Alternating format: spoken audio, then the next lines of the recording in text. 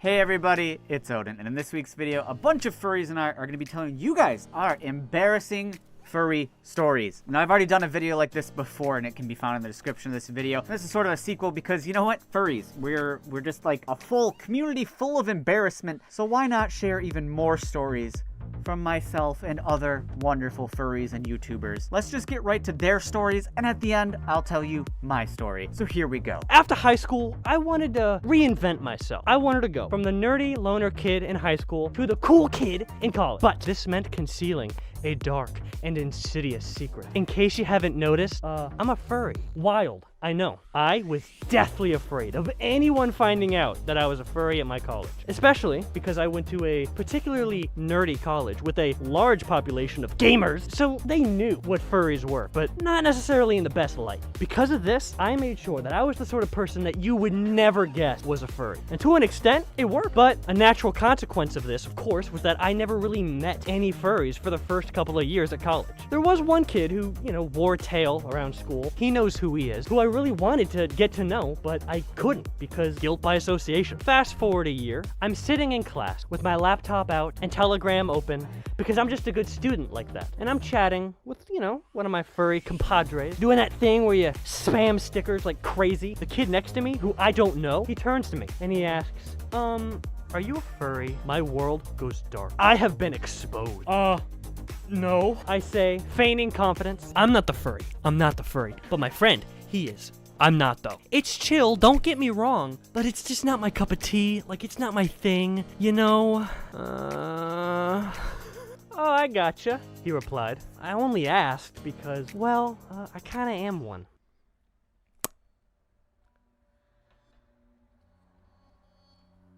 Okay. I screwed up. Yeah, wow. On top of nearly embarrassing the crap out of me, I high-key dropped the ball on that opportunity. My inner critic sure got a kick out of that. Worst part is, I didn't get a chance to talk to the kid again after the semester ended. But it did teach me to stop worrying so much about what others thought of me and just be myself. I let loose. I allowed my secret to be out there in the open, and in truth, no one really judged me. And I even befriended that guy with the tail. He's pretty chill. Heyo, it's Ash Coyote. Looks like I get to share another embarrassing story. Oh my god, Coyote blushes. Have you ever tried on someone else's suit? It's a really cool experience, and it's the only time you can say you've been inside one of your friends and not have it mean something dirty. So anyways, I sometimes like to wear my friend's suits at conventions. At this particular con, I was with one of my friends, and he asked me if I wanted to wear the suit that I just adored. It was one of the most perfect suits that I've ever seen. So fabulous. Of course, I was like, hell yes I do. I mean, who wouldn't? The thing about suiting as someone else is that people often come up to you thinking that you're that person. The interactions can be really fun because you have to mimic the performance of that other person or just be yourself and confuse the heck out of them. What I didn't know was this suit had a rather saucy reputation. To be fair, neither did my friend who lent it to me. Anyways, I get into suit and start moving towards the con space. Within 5 minutes, I am cornered in the elevator by a huge frisky cat. Whoa, things are getting weird. Not what I expected at all. Not in the slightest. I told them I wasn't who they thought I was and quickly diffused the situation. Honestly, I thought it was just an honest mistake and went along my way. The rest of the night, I encountered no less than 12 other folks who gave me similar treatment. At this point, I was just trying to wait out my time so that I could de-suit and grump at my friend about the strange experiences I had. It's pretty obvious to me at this point that this suit has a reputation. I just wanted to get out and move on. So I go to the nearest fursuit lounge, and in it, there are a couple of the suitors who have been forward with me over the course of the evening. I pop my head off and see my friend is in there too. This is going to be interesting. For the next 20 minutes, we chatted with the folks who came up to me, and it's now, of course, completely obvious that I'm not the person they thought was in the suit. And they start sharing stories about the critter who used to own it. Turns out the guy used to be quite the flirt. We laughed about the whole situation, and I even became friends with a few of them. They still tease me about it to this day. My most embarrassing story that I've had so far in the fandom, I say so far because it's probably going to happen in a few days when something equally as bad happens. When I first joined the fandom and I thought, hey, everybody's using this website called Furry Amino. I'm probably going to check it out. Get some networking in and talk to people, social media things. It was around this time that I discovered something called macro art. And at the time, I was just thinking, wow, that's pretty cool. I want to like smash buildings like Godzilla, because I'm kind of short in real life, and who doesn't want to be tall? So I posted a picture of myself in fursuit with like a stompy pose, because I thought it'd be cute and kind of funny. The moderators on Furry Amino didn't think so. I ended up getting that post removed, and I had no idea why. Little did I know that it's not an entirely safe for work aspect of the fandom. Knowing this now, I'm just kind of like, what was I thinking? But yeah, I had no idea at the time, and I just posted something on the front page for some safe for work stuff, and they just see a giant foot. The moral of the story is, if you don't want to end up in something embarrassing like I did, do your research. My embarrassing story kind of comes from work. Instead of using work phones, I start using a platform instead. And so I was like, oh, I'm bored with this. I didn't want another work phone. And I was like, oh, cool. What kind of platform are we using? They're like, oh, we're going to use this weird platform called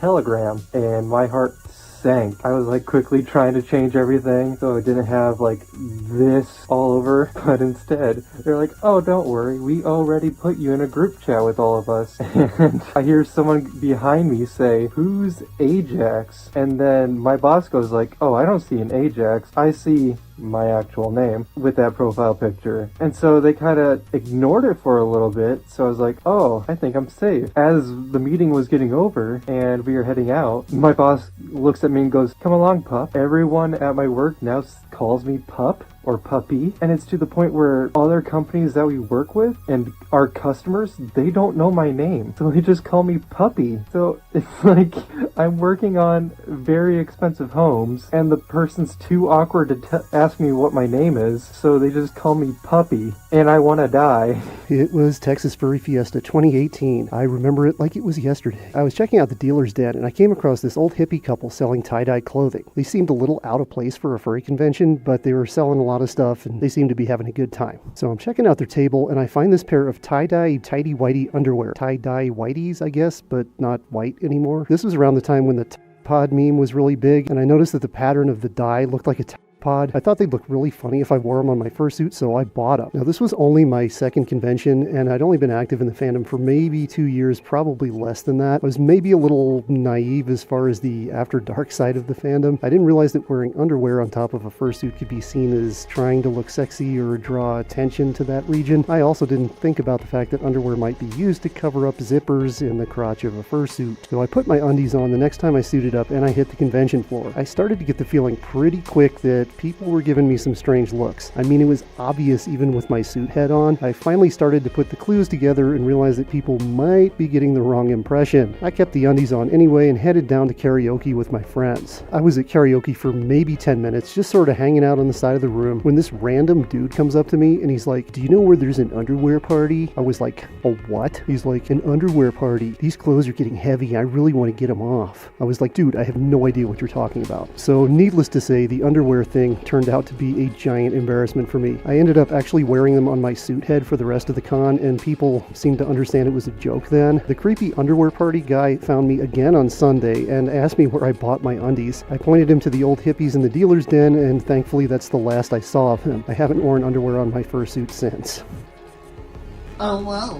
What's this? So, I'm gonna share an awkward moment I had during Alamo City Furry Invasion in 2018. I was joining at the Floor Wars competition, which wasn't really a Floor Wars competition. Well, the first dance, I go out there, I'm having a good time, I'm doing mud moves, I do a slide like this, woo, slide. And when I did that, I kind of like hulked out, and I like popped my chest open on my fursuit. And so my chest was slowly getting exposed as seams started to pop along the seam of my chest. I was gonna go run up to my room and put Quilty away, but like a high school girl in her fursuit was like, I want to dance you. And so I was like, well, I can't deny her experience, so I decided I would do one more dance. So I'm doing the dance, and I'm dancing, and all along, pop, pop, pop, pop, pop. My scene just keeps getting worse and worse. It was really embarrassing. By the end of it, there was a nice big hole on it, and she thanked me for all her help, and I was like, yeah, I'm kind of getting exposed here. She was like, oh no, you gotta go take care of that. So I left and I wanted to go get taken care of. Well, by this time, there weren't any vendors available, and so I couldn't give them my suit so that they could sew it up. Because usually you can find a person or two who will help you repair your suit if you're at a convention. Anyway, one of my friends wanted to do some fursuit snuggles. He was a monster, that's for sure. He was just full of energy, and he decided that we would go to his room and we would snuggle. So we snuggled, and I kept hearing those pops, and I kept ignoring them, and we would snuggle. It was a lot of fun. Unfortunately, by the end of it, my whole chest was completely exposed, and it was really awkward having to walk back to our room and kind of like close my chest up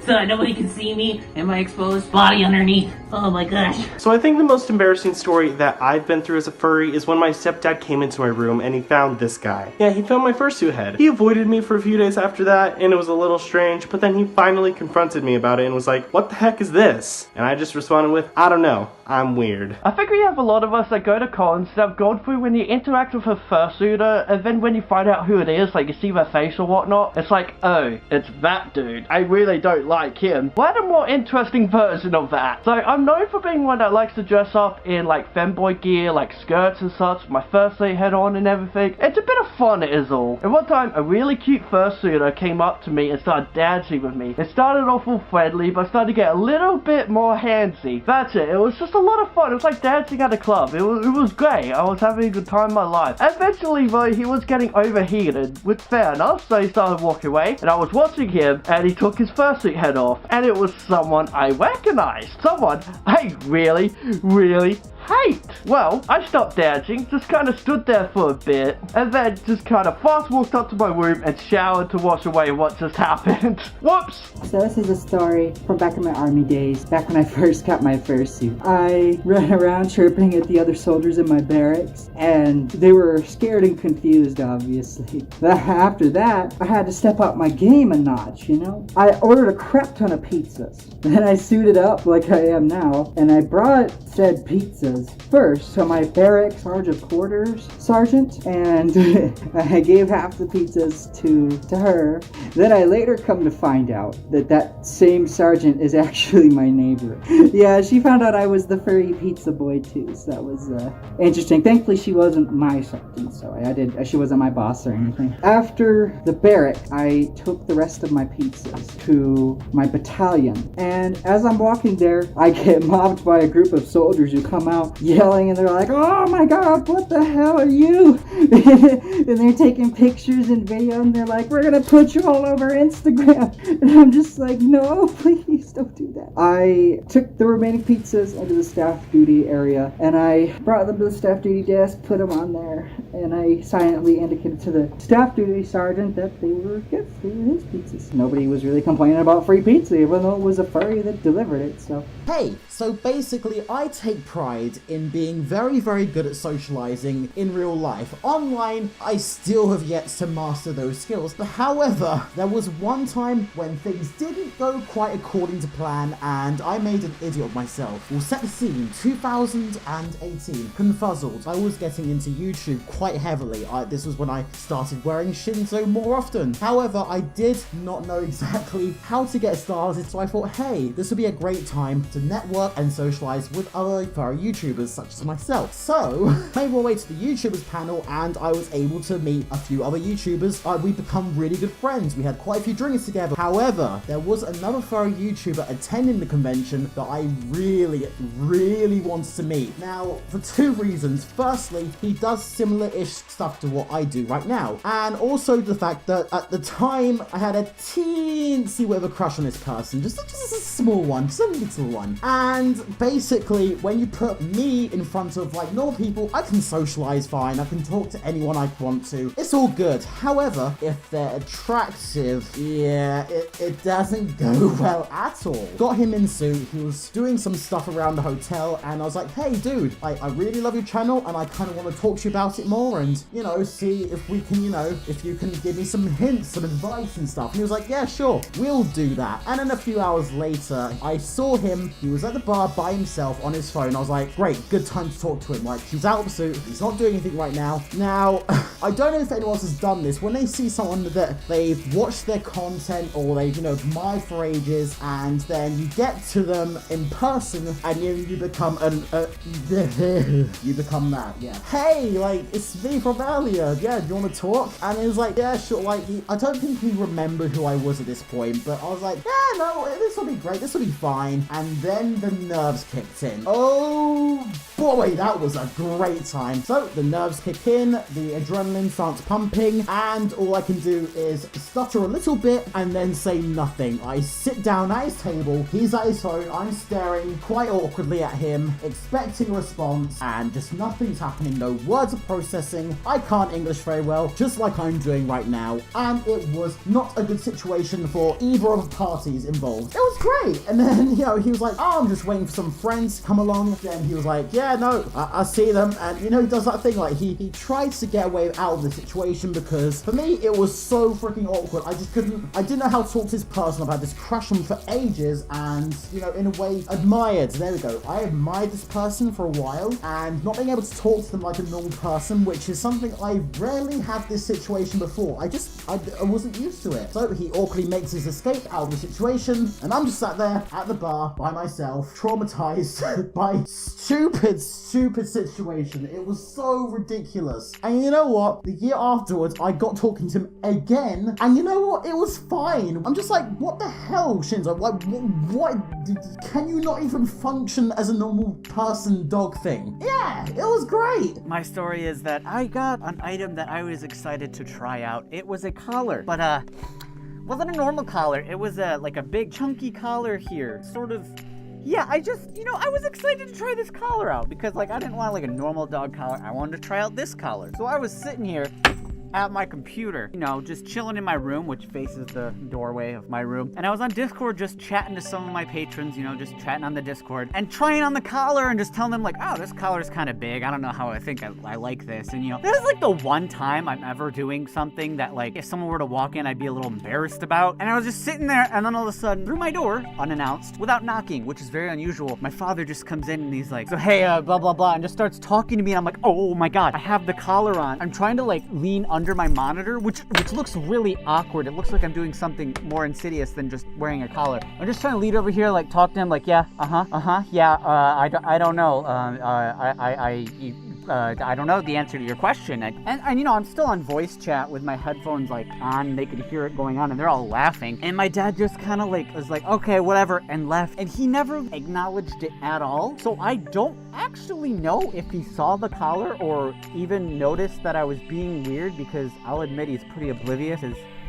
He's just an oblivious dad, but like, God, that was so awkward, because 99 times out of 100, walks in, I just be like, what's up? I don't care, just chilling with people. But the one time I decided to try on a freaking collar, a really chunky collar, he walks in, and that happens. Like, great timing. Thanks. Anyway, that was my story and a bunch of other furry stories. Check out all these creators that sent in clips. I'm so thankful to all of them. Their channels are in the description of this video in order of them showing up, so give them support, subscribe to them, check them out for sure. And also, if you like videos from me, you can check me out on Patreon at patreon.com/OdinWolf. It is how I can make videos like this for you guys every single week. And also, I have awesome merch like this bandana, which is a lot less embarrassing than that collar, I'll tell you that, at Store Envy, and the description's right here, in the description of all my videos, whatever. You can also send me stuff, blah, blah, blah. Doesn't matter. You know what? We're furries. We all get embarrassed, I'm sure there'll be another one of these videos in the future, because there's a never-ending supply of embarrassing furry